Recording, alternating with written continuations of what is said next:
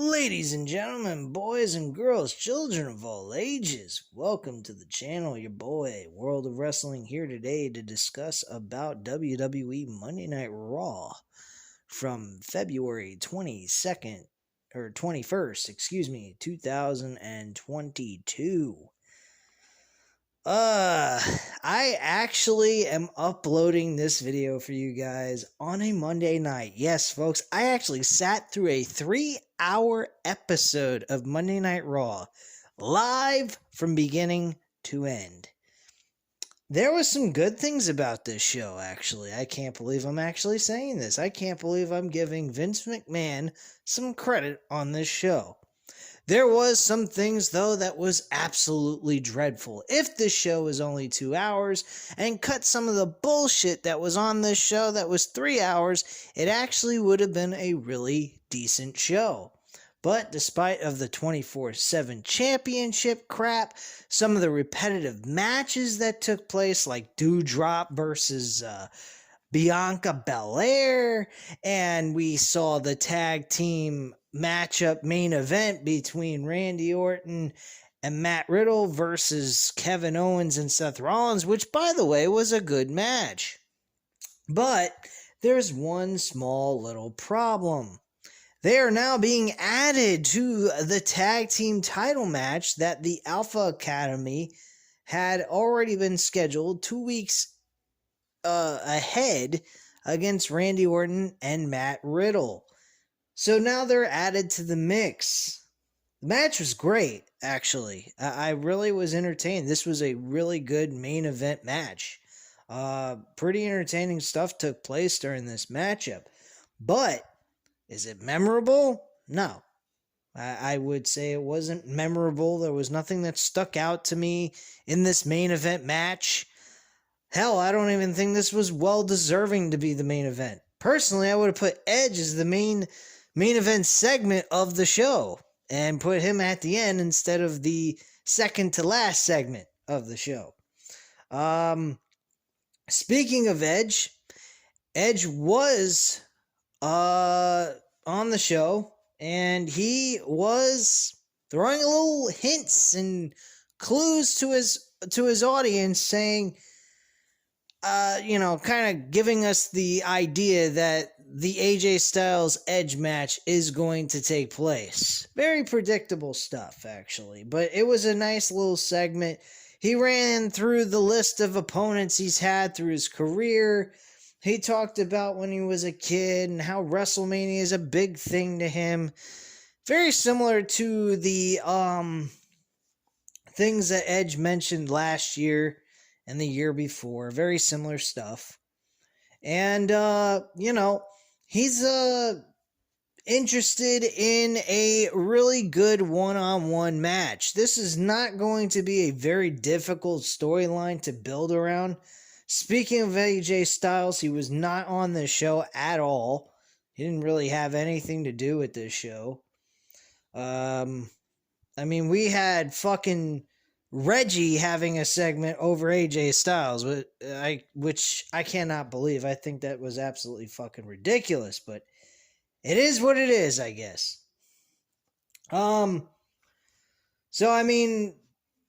Edge giving little hint bombs in the middle of his promo, and of course he used the word phenomenal and gave a big grin, which honestly, I think he, was already giving it away that it's AJ Styles who's going to step up and challenge Edge at WrestleMania. I personally don't quite understand why they have to wait on this. I don't know why they can't just pull the trigger quick and let's get a couple of weeks of build in this. I hope by next week we actually do get the announcement that Edge is facing AJ Styles. AJ Styles wants to step up to the plate and face one of the biggest names in pro wrestling. Have the performance of a lifetime with Edge at WrestleMania 38. That match I'm looking forward to. I think these two are going to do a good job together. I think they're going to produce a very good show in their portion of the pay-per-view. But yeah, I mean, that was pretty good. It was a nice little building block towards this. It leaves a nice little cliffhanger, though. I have to give them credit for that. But I think AJ Styles being announced on this episode would have been okay too. But if they want to go a little bit, make it a little easier on themselves, maybe they're trying to figure out some great ideas to build on, to make this build towards WrestleMania a bit special with 5 weeks left over. I guess that would be perfectly fine. And I think whatever works is fine, but give them at least 4 to 5 weeks left to build on, so that we can get some WrestleMania feel out of this storyline between these two. Now, cutting to Kevin Owens and Seth Rollins, though, I'm a little concerned about Seth Rollins and Kevin Owens. They really don't have anything at all. And don't give me this shit with Stone Cold Steve Austin.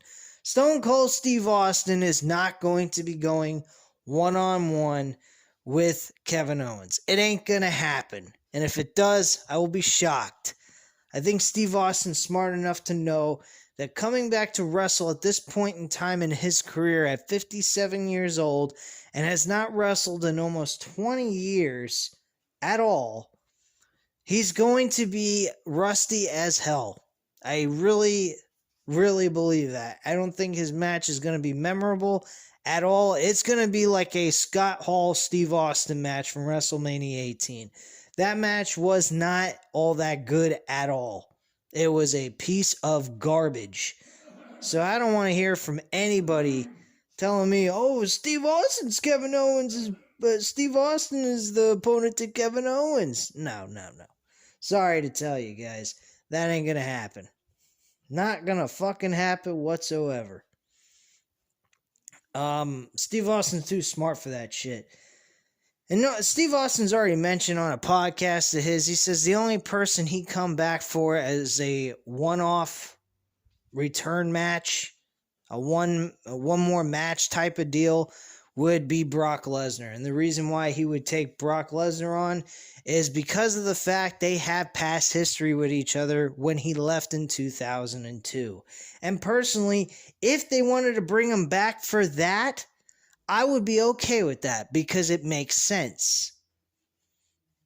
Now, granted, it's long overdue for them to have that match for it to even be relevant, but at least it would have some capacity of why these two would be going at it.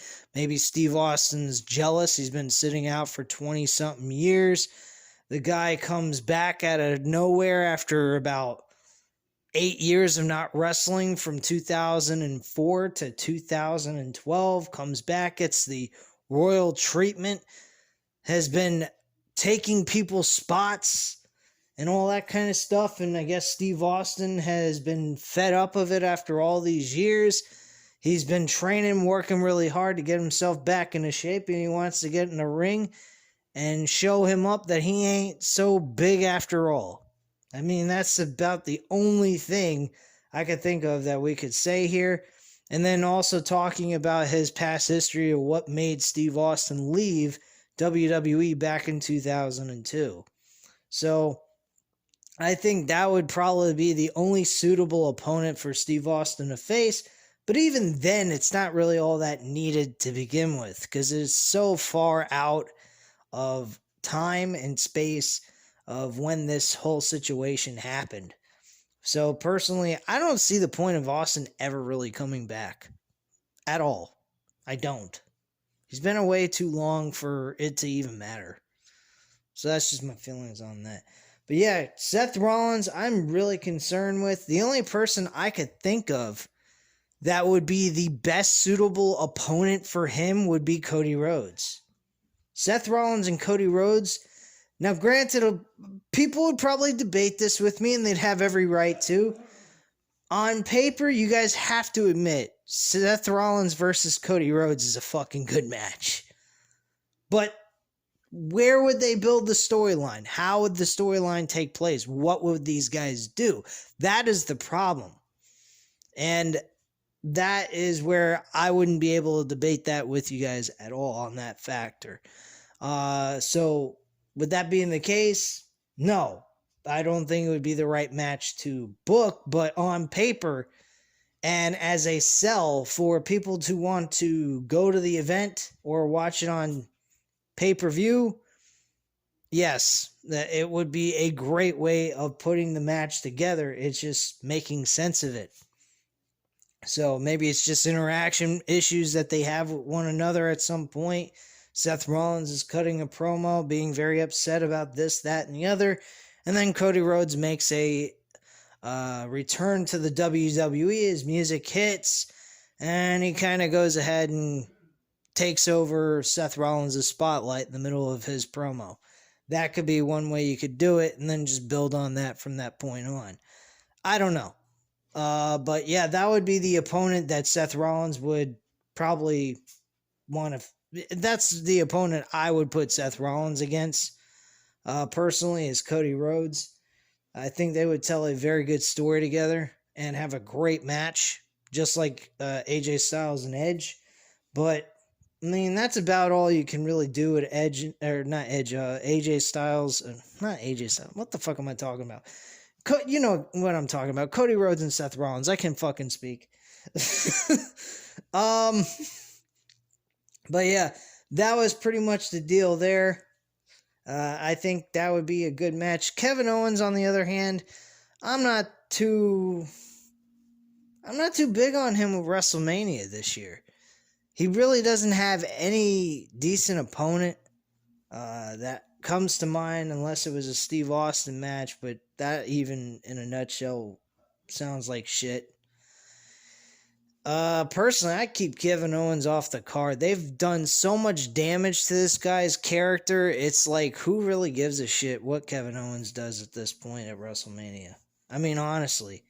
Last year, I mean, they had the potential of skyrocketing this guy to the fucking moon after the rivalry he built with Roman Reigns. I still say to this day, Roman Reigns should have lost the title to Kevin Owens at WrestleMania.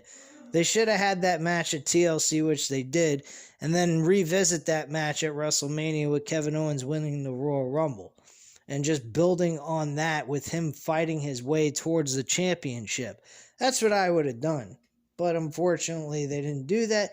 This reign that Roman Reigns is doing, not bad at all. I mean, I think the reign he's had has been excellent. It's been very good TV. It's compelling television, personally, is how I feel about it. That's what I was trying to say originally. But yeah, he's been doing a good job as the head heel, the head guy of WWE, and especially being the Universal Champion. He's put a lot of stock into that championship. Whoever takes that title off of Roman Reigns will be a mega star at that point. And that's what I'm hoping Vince is doing here. I hope he's looking to get Reigns the best reign possible as Universal Champion to ultimately take the title off of him towards a star he's looking to build into a mega star. And there's potential there with the roster he has to do that. Matt Riddle is, I think personally, Matt Riddle is the guy they need to focus on throughout this entire year. Big time, man. This match tonight that he had in that tag team match has been excellent. If you guys don't think Matt Riddle and Randy Orton's match at WrestleMania is going to be good, you gotta be out of your fucking mind, man. Really.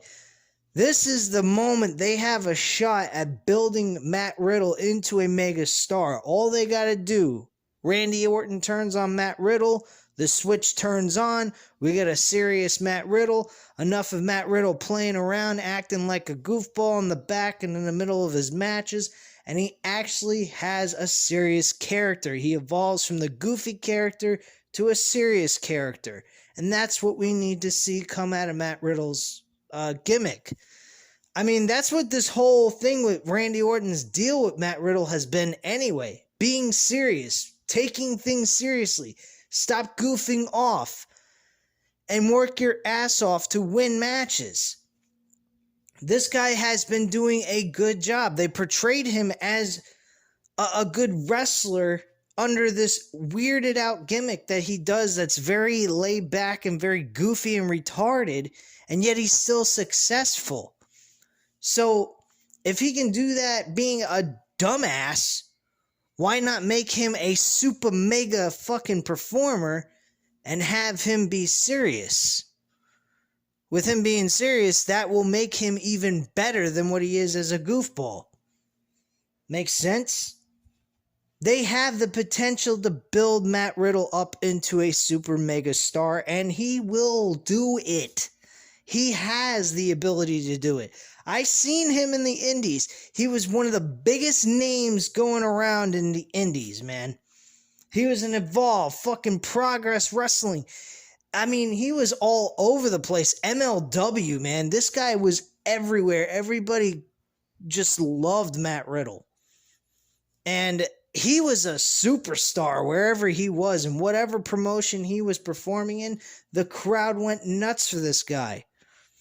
This guy is a legit fighter as well.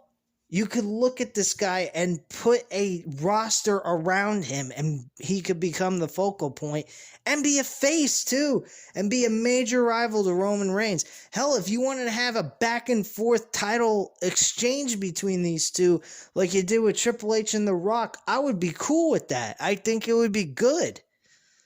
We need to have something of that kind of nature, a Triple H Rock type of rivalry go on with these two, with somebody.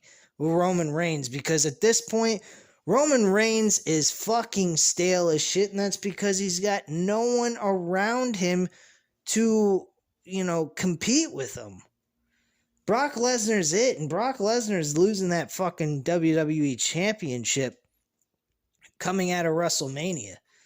I guarantee you that. Roman Reigns loses Brock Lesnar, I'm done reviewing this fucking company shit. There won't be any more WWE content on this fucking channel ever again. I'm dead serious. Sorry. Speaking of Brock Lesnar, he kick-started the show. He discussed about his win. He was very happy with what turned out to be a success for him. He basically buried everybody, like Goldberg buried Bray Wyatt and a couple other people.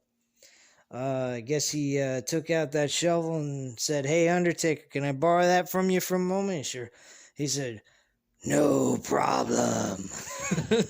I'm trying to do an Undertaker imitation. I hope that was good. Probably wasn't. But he's like, "Can I borrow that from you, Undertaker?" He said, "Oh, no problem, man. Here you go. Bury these bitches." He fucking... Austin Theory looked like a fucking douchebag in that match. He really did. He did not do a fucking thing. He ran around the ring like a little fucking queer. What a dumbass. So, Brock Lesnar's in the ring. He's talking his spiel about winning the match. And Paul Heyman shows up. And I'm going, what the fuck's Paul Heyman doing on Monday Night Raw? Are we going to see the Tribal Chief on this show? That would have topped the fucking show, actually. If he would have showed up and we would have had them at least having an interaction with each other on Monday Night Raw, that would have been kind of cool.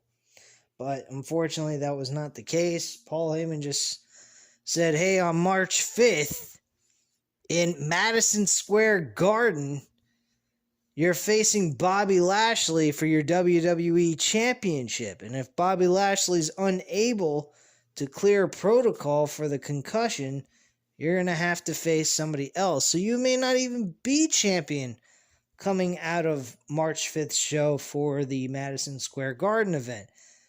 I didn't know that we were having a March 5th event in Madison Square Garden. I don't know if this is just a plain house show that no one will be able to see, or is this an actual event that's taking place on Peacock for everyone to be able to watch on March 5th, as if it's a Madison Square Garden house show special. I don't know. I'm pretty sure it's going to be on Peacock. They wouldn't announce a March 5th WWE Championship match on a Saturday if it wasn't going to be shown on Peacock. So pretty sure that's going to happen. Not that it needs to happen. I think that's a load of shit in a nutshell. I don't know why Brock Lesnar has to defend his title at all. But if that's the case, why aren't they having Roman Reigns defend his championship on March 5th? I mean, this could be a joint show. I mean, it's Madison Square Garden. Why wouldn't they have Raw and SmackDown both be there? So, whatever. I don't know. It really don't matter. Personally, I don't give a fuck who faces Brock Lesnar. Brock Lesnar's beating their ass. And then he's going to lose the title of fucking Roman Reigns. I don't see there's going to be any twist or turn going on in this March 5th event. If it does, it's going to make WrestleMania even crappier. I mean, WrestleMania is already looking like crap, except for the possibility of Matt Riddle versus Randy Orton, Edge and AJ Styles, Brock Lesnar and Roman Reigns for the unification match, which they, by the way, corrected on the show. They announced is going to be title for title. So it's they didn't say it's unification match, but they're saying both titles are on the line. So that's what they're going to be doing there. All right. So that was pretty much the situation there with Brock Lesnar, Paul Heyman deal. And then we had the Street Profits go up against Chad Gable and Otis. This match wasn't that bad. Tag team champions won their match in a non-title match, which I'm very impressed. Vince McMahon, from time to time, is having the champion in a non-title match winning their match, not losing, which I am very thankful of. And I appreciate that. I don't know how long that's going to last, but hey, we can always wish. Speaking of Otis and Chad Gable, I personally feel that they should remain the tag team champions going into WrestleMania. I really do. I don't see the point of these guys losing the tag team titles. They've been doing a good job, despite the fact of some of the oddball things they've made Chad Gable and Otis do. I do appreciate what they've done as tag team champions for the small period of time they've been the champs. But, yeah, I think they deserve to go up against a really good tag team, maybe even unify the tag team titles between themselves and the Usos. I think the Usos and Otis and Chad Gable would be an excellent matchup for these two teams to go up against each other, unify those two tag team titles. I know that seems a little odd. It feels like as if we're doing a Survivor Series ripoff. Only this time we're unifying all the belts instead of doing all this nonsensical crap where we pretend we have a brand split when the division that absolutely suck from both ends on both shows. So personally, unifying the tag team titles would benefit them a little bit more than keeping them separate shows because of the fact they don't have that many tag teams. Speaking of add-on to tag teams, there was a lot of tag team wrestling, though. I have to admit that. They did have Tommaso Ciampa and Finn Balor tag teaming together against Dolph Ziggler and Bobby Roode. This is a bit odd for me to be watching. I'm going, Tommaso Ciampa on Monday Night Raw? He said he would never wrestle on the main roster, ever. Especially with the way his neck is. He doesn't really want to do a lot of full-time work for the main roster because they do a lot of traveling and a lot of wear and tear on their bodies based on the fact that they wrestle more than just on television shows. Now, unless Vince McMahon wants to give him a guarantee that he's only going to wrestle on the televised show that he's on, and never have to perform in front of a house show. And I guess I think that Tommaso Ciampa wouldn't be against the idea. Because NXT, that's all he did. He wrestled in the televised shows and never wrestled the house shows because of his neck situation. He doesn't want to, God forbid, make it even worse than what it already is. He's on borrowed time, basically, what he said in the past, and he wants to be able to take up as much time as humanly possible that he can get from his situation and enjoy it for as long as he can, so that he doesn't rush it where he has to consider retirement early. So that's basically his situation. They won the match, Tommaso Ciampa and Finn Balor defeating Dolph Ziggler and Bobby Roode. Bobby Roode took the pinfall, actually, I believe, and they lost the match. Tommaso Ciampa was the one that got the win, which I was kind of surprised by. Finn Balor and Tommaso Ciampa would be an interesting tag team on the main roster. I mean, like I said, the main roster's tag team divisions are absolutely terrible. I don't know how NXT is, but who the fuck cares about NXT anymore? They're fucking trash. So who gives a shit? But yeah, I actually like the pairing of Finn Balor and Tommaso Ciampa, maybe in the tag team division if they got nothing for them individually. Apparently later on in the show, though, Finn Balor did challenge Damien Priest for the United States Championship. Now, I have to admit, I think that is a wasted match to put these two together on a Raw episode when these two could put on a barn burner of a United States Championship spot on WrestleMania, either on night 1 or night 2, whichever one you prefer putting the United States Championship match on. But these two would be an excellent match to put together and actually build it up into a WrestleMania match. Fortunately, they're going to put it on next week's Monday Night Raw episode. That tells you a lot what they think about Finn Balor. He's going to eat an L. And there ain't no fucking way they're going to make Finn Balor win the damn title and then have these two face each other. But then again, who the fuck knows? I just stated that. It's out in the open. And if Vince McMahon comes across this video, he might actually consider doing that just to have a flip-flop of a fucking title reigns. Who the hell knows? But, yeah. It's pretty nuts that Damien Priest may be... there's no maybe to it. He's going to face Finn Balor. And Finn Balor got done earlier in the day with Tommaso Ciampa beating Dolph Ziggler and Bobby Roode. Alright, so the next segment on the show was actually Miz TV, not Miz versus anybody. He didn't wrestle tonight. Thank goodness. This segment was just absolutely ridiculous. Logan Paul was introduced as the Miz's tag team partner against Rey Mysterio and Dominic Mysterio for WrestleMania 38 this year. Bad Bunny did a great job wrestling last year with Damien Priest against The Miz and Morrison. It seems to me that The Miz always seems to have a celebrity in his matchup, whether it's with him or against him. In tag team wrestling, no less. I don't quite understand any of this illogical shit. I don't know why they continue to build around Rey Mysterio and The Miz and Dominic Mysterio. I think it's absolutely ridiculous. I think this whole thing needs to be done and over with and forgotten about. There's really nothing to this storyline. It's just a complete waste of time. Miz came out, blabbered about some nonsensical bullshit I didn't even really pay much attention to.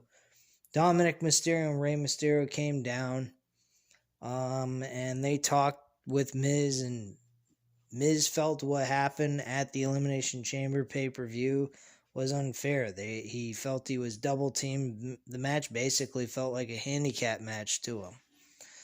So he said, what you did, that was okay, but what happened to me was fine. You're saying what happened to me was fine. There was nothing wrong with that, but what you did was okay. And his attitude was, he was upset about the way they felt and the way they were talking to him about this. He thought it was a bunch of bullshit. And he said, well, then at WrestleMania, I got a special tag team partner. He also talked shit about Dominic Mysterio, saying the only reason why he got in pro wrestling was because of his dad. And he defended his dad, and he said, look, man, you're right. I was brought in by my dad. Since I've been 7 years old, I've been watching wrestling and been around the wrestlers. I've seen what they go through. I've witnessed them backstage and how they go through the torment of what they do for a living and so forth. But he said he swore to God if he said one more thing about his dad in a derogatory manner, he was going to beat the shit out of him, basically. This all led to Logan Paul being brought in. And this is really weird. Logan Paul is being brought in as a heel character, yet he's slapping hands with the audience. He's handing an energy drink to a small little fucking kid, by the way. I don't know why the hell he did that. The guy looked like he was speeding like a freaking racehorse. Apparently, he wasn't just drinking Red Bull, because he definitely looked like he had wings or some kind of shit, because he was definitely speeding on something. I don't know if it was energy drink. Maybe it was something else. Who the fuck knows? Maybe he was taking blackbirds or some shit or some speed. You know?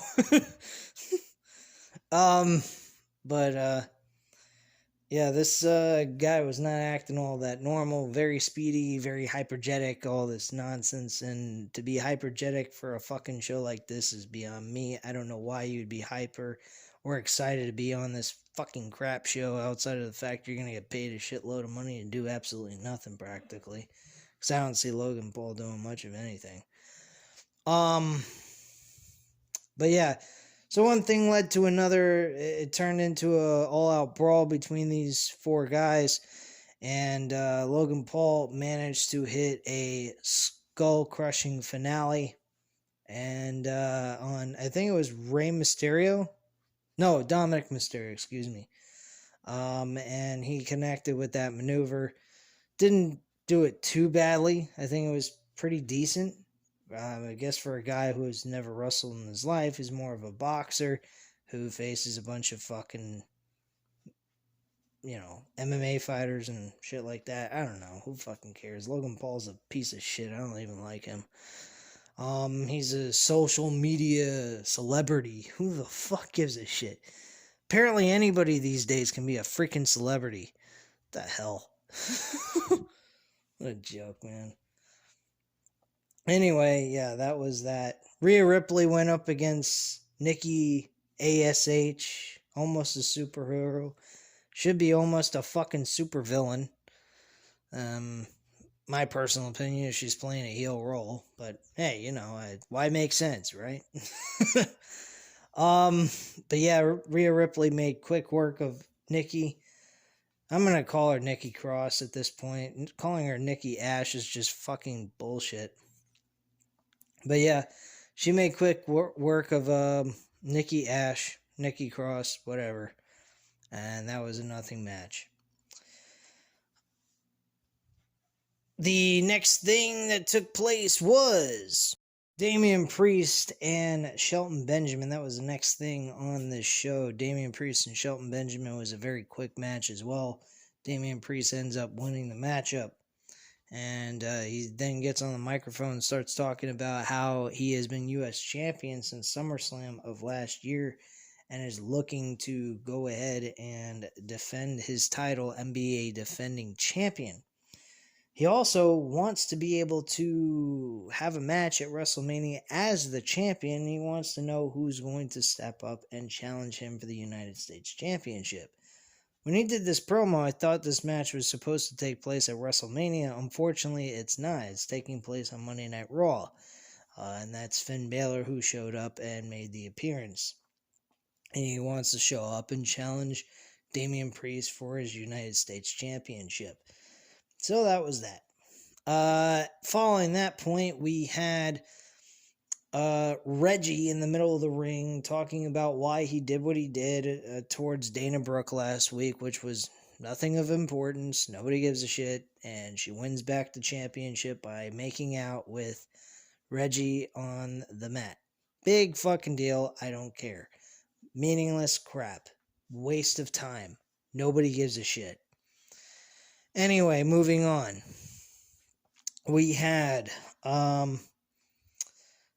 Bianca Belair having a back and forth confrontation, whatever way you want to put it, with Becky Lynch. She is officially the number one contender for WrestleMania match for the WWE Raw Women's Championship.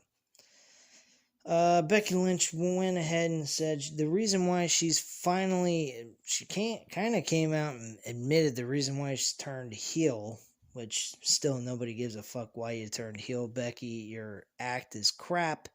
Go back to being the man, because that was when you were actually cool. Right now you are absolute bullshit, and you're forcing stuff and forcing a narrative that makes absolutely no fucking sense. She says, I am the victim, not you, Bianca, because the bottom line is, before you came around, I actually was the popular one. The fans enjoyed me. The fans embraced me and liked me for who I was. I was the man, and I kicked ass and blah, blah, blah. And I was the first woman to main event WrestleMania and actually won the fucking 2 championships. She goes on to say that, so yeah, I'm the victim in all this, because when you beat me, or when I beat you for the championship in 26 seconds, these fans turned on me because they started replacing me with you. And I'm just going, what in the fuck? Nobody was replacing you at all. The fans in freaking Las Vegas were cheering for Becky Lynch after she won a match that should have went 20 minutes and became a classic. It didn't.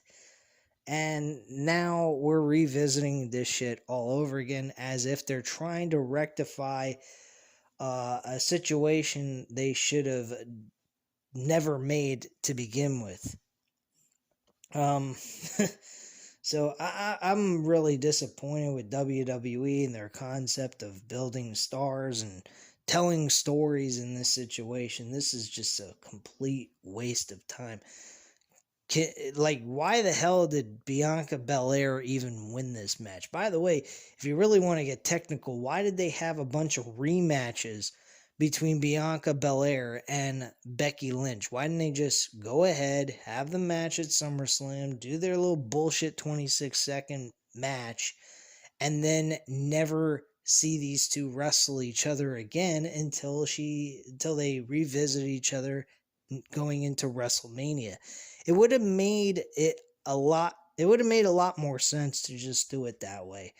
Doing it the way they did it just was absolutely fucking dumb. It was killing a dead horse.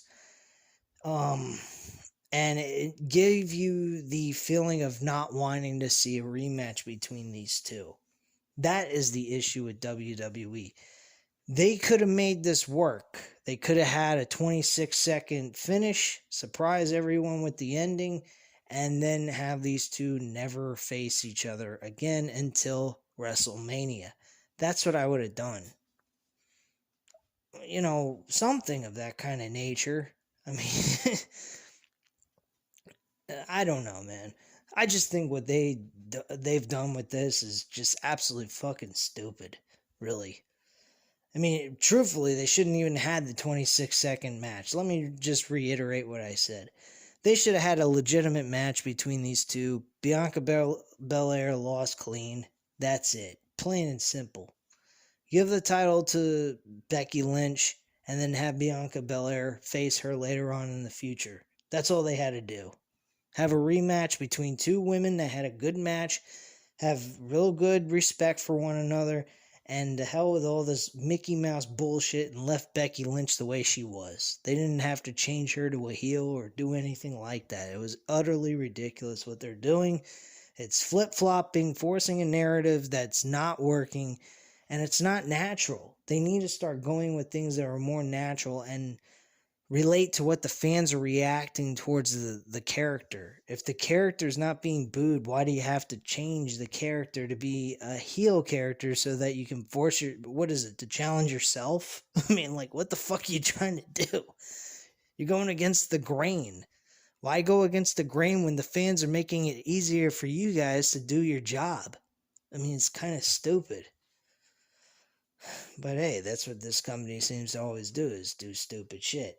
Now, I said earlier this was a decent show, but there's still a ton of issues with this company that just stands out big time that they need to fix. But I know damn well they're not going to, based on all the years that they've continuously make the same mistakes and even make more mistakes as the time goes on. So I'm not expecting anything. I just happened to see a good Monday Night Raw episode that I could sit through for 3 hours live. But that was that. But after the promo between these two ladies, we had a match between Doudrop and Bianca Belair. Once again, we're having a repeat of matches. Why is Doudrop facing Bianca Belair in a match? Why? What are we... Like, this match went on for a very long time that it didn't need to anyway. It really didn't. It didn't need to go on as long as it did. And Bianca Belair, though, won with the kiss of death and got the 1, 2, 3, and that was that. So that was the situation there. Becky Lynch got on top of the announcer's desk, raised the title up in the air while Bianca Belair was talking a lot of trash. That was pretty much that with that segment. And after that, it was pretty much just Edge's segment discussing about what he wants to do leading up to WrestleMania. He wants somebody to step up, like I've already discussed earlier in this video. And also the main event, which was RK Bro versus Seth Rollins and Kevin Owens. This was to add Seth Rollins and Kevin Owens to the tag team title match, and if they happen to win, it would make it a triple threat match, which is what they did. They happened to win the match with a lot of what Seth Rollins did in this whole entire match. Seth Rollins kind of was the star of the show for the tag team on Rollins and Kevin Owens' team. He was more the intelligent one. He attacked Randy Orton from the outside with a curb stomp, and then Seth Rollins and Kevin Owens double teamed on Matt Riddle. Kevin Owens hit a Stone Cold Stunner, and then Seth Rollins hit the curb stomp on Matt Riddle to get the 1, 2, 3, and that's how the match ended. Overall, though, the rest of the match was pretty self-explanatory, very back and forth. Neither team looked like they were weak, and they did an excellent job together. I mean, granted, they did wrestle each other 2 weeks ago in a tag team match that shouldn't have took place at all, but now they're doing another tag team match that shouldn't have taken place at all. But hey, that's Vince McMahon for you. I'm not going to discredit the match for what it was. It was a good match, but the point of the match taking place, I have no idea why it needed to take place and why we need to see a triple threat match. I guess apparently good old Stone Cold Steve Austin's backing out of his thing with Vince McMahon. Hopefully that's what he's doing, because I personally don't even want to see Steve Austin wrestle in a ring against Kevin Owens. It'd be a waste of Austin's time, and it would devalue his legacy and his career altogether. But anyway, guys, that is it. This is a full-fledged review coming from World of Wrestling, your boy. And I'd like to thank you guys for tuning in. I know this was a kind of a long one. Hit the like button if you like this video, of course. Hit the subscribe button if you're not already subscribed to the channel. And leave a comment down below. I'll definitely get back to you on that. And I thank you guys very much for watching. Have a great night, guys. Bye.